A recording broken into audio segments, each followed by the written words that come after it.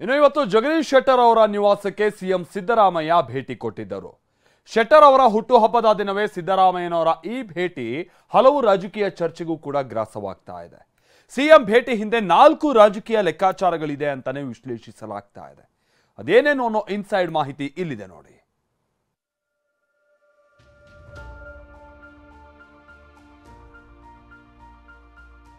ಶೆಟ್ಟರು ಅಭಿಪ್ರಾಯ ಕೇಳ್ತಾ ಇದ್ದೀವಿ.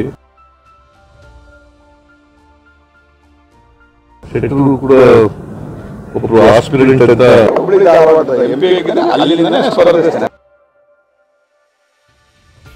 ಲಿಂಗಾಯತರಿಗೆ ನಮ್ಮ ಪಕ್ಷದಲ್ಲಿ ಒಂದು ಅನುಕೂಲ ಮಾಡಬೇಕು. ಎಲ್ಲರೂ ಯಾರಾದ್ರೂ ಬರಲಿ ನಮ್ಗೆ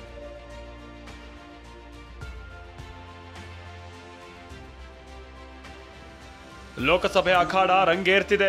ತೆರೆಮರೆಯಲ್ಲೇ ಟಿಕೆಟ್ ಹಂಚಿಕೆ ಕಸರತ್ತು ಜೋರಾಗಿದೆ. ಯಾವ ಅಭ್ಯರ್ಥಿ ಮುಂದೆ ಯಾರನ್ನ ಕಣಕ್ಕಿಳಿಸಬೇಕು ಅನ್ನೋ ಚರ್ಚೆ ತಾರಕಕ್ಕೇರಿದೆ. ಇದೇ ಹೊತ್ತಲ್ಲೇ ಸಿಎಂ ಸಿದ್ದರಾಮಯ್ಯ ಮಾಜಿ ಸಿಎಂ ಜಗದೀಶ್ ಶೆಟ್ಟರ್ ನಿವಾಸಕ್ಕೆ ಭೇಟಿ ನೀಡಿದ್ರು. ಭೇಟಿ ಸಹಜ ಅನಿಸಿದ್ರು. ಭೇಟಿ ಹಿಂದೆ ನಾನಾ ರಾಜಕೀಯ ಲೆಕ್ಕಾಚಾರಗಳಿದೆ ಅನ್ನೋ ಗುಸುಗುಸು ರಾಜಕೀಯ ಪಡಸಾಲೆಯಲ್ಲಿ ಶುರುವಾಗಿದೆ.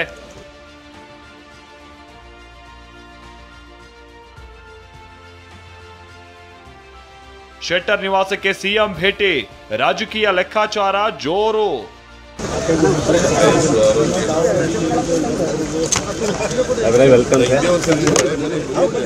ಎಸ್, ಇವತ್ತು ಜಗದೀಶ್ ಶೆಟ್ಟರ್ಗೆ ಹುಟ್ಟುಹಬ್ಬದ ಸಂಭ್ರಮ.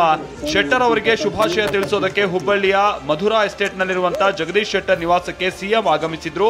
ಇದು ನೆಪವಷ್ಟೇ. ಸಿದ್ದರಾಮಯ್ಯ ಕೇವಲ ಬರ್ತ್ಡೇ ವಿಶ್ ಮಾಡೋಕೆ ಬಂದಿರಲಿಲ್ಲ. ಭೇಟಿ ಹಿಂದೆ ಅನೇಕ ರಾಜಕೀಯ ಲೆಕ್ಕಾಚಾರಗಳಿದೆ ಅನ್ನೋದು ಸದ್ಯ ಹುಬ್ಬಳ್ಳಿಯಲ್ಲಾಗ್ತಾ ಇರೋ ಚರ್ಚೆ.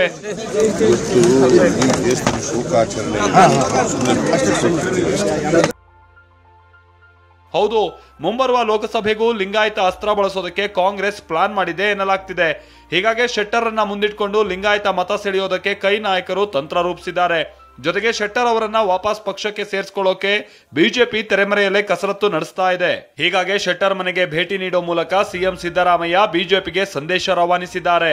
ಇನ್ನು ಜಾತಿಗಣತಿ ವರದಿ ಬಹಿರಂಗಕ್ಕೆ ಲಿಂಗಾಯತ ನಾಯಕರು ವಿರೋಧ ಮಾಡ್ತಿದ್ದಾರೆ. ಹೀಗಾಗಿ ಲಿಂಗಾಯತ ನಾಯಕರನ್ನ ಹಿಡಿದಿಟ್ಕೊಳ್ಳೋದು ಸಿಎಂ ಪ್ಲಾನ್ ಅಂತ ಹೇಳಲಾಗ್ತಾ ಇದೆ. ಎಲ್ಲದಕ್ಕಿಂತ ಮುಖ್ಯವಾಗಿ ಲೋಕಸಭೆ ಚುನಾವಣೆಯಲ್ಲಿ ಪ್ರಹ್ಲಾದ್ ಜೋಶಿ ವಿರುದ್ಧ ಶೆಟ್ಟರ್ ಸ್ಪರ್ಧೆ ಮಾಡ್ತಾರೆ ಅನ್ನೋ ಮಾತುಗಳು ಕೇಳಿಬರ್ತಾ ಇದ್ದು, ಈ ಬಗ್ಗೆಯೂ ಚರ್ಚಿಸಿದ್ದಾರೆ ಎನ್ನಲಾಗಿದೆ. ಭೇಟಿ ಬಳಿಕ ಮಾತನಾಡಿರುವ ಸಿಎಂ, ನಾವು ಶೆಟ್ಟರ್ ಅವರನ್ನ ಆಕಾಂಕ್ಷಿ ಅಂತ ಅಂದ್ಕೊಂಡಿದ್ದೀವಿ, ಅವರ ಅಭಿಪ್ರಾಯ ಕೇಳ್ತೀವಿ ಅಂದಿದ್ದಾರೆ. ಸಿಎಂ ಹೀಗೆ ಹೇಳ್ತಾ ಇದ್ದ ಹಾಗೆ ನಾನು ಆಕಾಂಕ್ಷಿ ಅಲ್ಲ ಅಂತ ಜಗದೀಶ್ ಶೆಟ್ಟರ್ ಹೇಳಿದ್ದಾರೆ. ಶೆಟ್ಟರು ಅಭಿಪ್ರಾಯ ಕೇಳ್ತಾ ಇದ್ದೀವಿ. ಶೆಟ್ಟರು ಕೂಡ ಒಬ್ರು ಆಸ್ಪಿರೆಂಟ್ ಅಂತ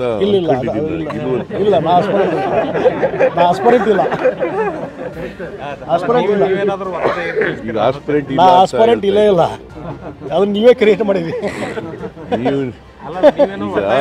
ನಮ್ಮ MLAಗಳು ಕ್ಯಾಂಡಿಡೇಟ್ ಆಗಿದ್ದವರು, ನಮ್ಮ ವರ್ಕರ್ಸು ಯಾರನ್ನ ಹೇಳ್ತಾರೆ ಅವ್ರಿಗೆ ಟಿಕೆಟ್ ಕೊಡ್ತಾರೆ. ಆಕಾಂಕ್ಷಿ ಅಲ್ಲ ಅಂತ ಜಗದೀಶ್ ಶೆಟ್ಟರ್ ಹೇಳಿದ್ರು.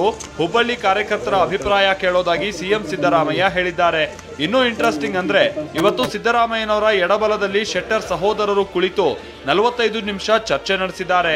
ಹೀಗಾಗಿ ಪ್ರದೀಪ್ ಶೆಟ್ಟರ್ ಕೂಡ ಕಾಂಗ್ರೆಸ್ನತ್ತ ಮುಖ ಮಾಡಿದ್ರ ಅನ್ನೋ ಅನುಮಾನವೂ ಮೂಡಿದೆ. ಯಾಕಂದ್ರೆ ಬಿಜೆಪಿ ವಿರುದ್ಧವೇ ಸಿಡಿದೆದ್ದಿರುವ ಪ್ರದೀಪ್ ಶೆಟ್ಟರ್ ಬಿಜೆಪಿಯಿಂದ ದೂರ ಉಳಿದ್ರೂ ಅಚ್ಚರಿ ಇಲ್ಲ ಅಂತ ಹೇಳಲಾಗ್ತಾ ಇದೆ. ಇವತ್ತು ಕೂಡ ಹುಬ್ಬಳ್ಳಿ ಟಿಕೆಟ್ ಮೇಲೆ ಕಣ್ಣಿಟ್ಟಿದ್ದು ಪರೋಕ್ಷವಾಗಿ ಆಕಾಂಕ್ಷಿ ಅಂತ ಪ್ರದೀಪ್ ಶೆಟ್ಟರ್ ಹೇಳಿದ್ದಾರೆ.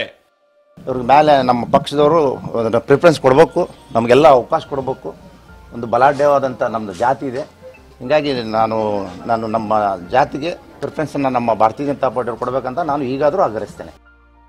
ಕಾಂಗ್ರೆಸ್ನ ಈ ಲೆಕ್ಕಾಚಾರದ ಕುರಿತು ಪ್ರತಿಕ್ರಿಯಿಸಿರುವ ಕೇಂದ್ರ ಸಚಿವ ಪ್ರಹ್ಲಾದ್ ಜೋಶಿ, ಹುಬ್ಬಳ್ಳಿಯಿಂದಾನೇ ಸ್ಪರ್ಧಿಸ್ತೀನಿ, ಯಾರು ಬೇಕಾದ್ರೂ ಬರ್ಲಿ ಅಂದಿದ್ದಾರೆ. ಭಾರತೀಯ ಜನತಾ ಪಾರ್ಟಿ ಹುಬ್ಬಳ್ಳಿ ಧಾರವಾಡದ MP ಆಗಿದ್ದೇನೆ, ಅಲ್ಲಿಂದಾನೇ ಸ್ಪರ್ಧಿಸ್ತೇನೆ. ಅವ್ರು ಯಾರು ಸ್ಪರ್ಧಿಸ್ತಾರೆ ಅದು ಕಾಂಗ್ರೆಸ್ಗೆ ಬಿಟ್ಟದ್ದು. ನನ್ನ ವಿರುದ್ಧ ಯಾರಾದ್ರೂ ಬರಲಿ ನಮ್ಗೆ. ಹುಬ್ಬಳ್ಳಿ ಲೋಕಸಭಾ ಅಖಾಡದಲ್ಲಿ ಕಣಕ್ಕಿಳಿಯೋ ಸ್ಪರ್ಧೆ ಬಗ್ಗೆ ಚರ್ಚೆ ಜೋರಾಗಿದ್ದು, ಇವತ್ತಿನ ಸಿಎಂ ಭೇಟಿ ಚರ್ಚೆಯನ್ನ ಮತ್ತಷ್ಟು ಬಲಗೊಳಿಸಿದೆ.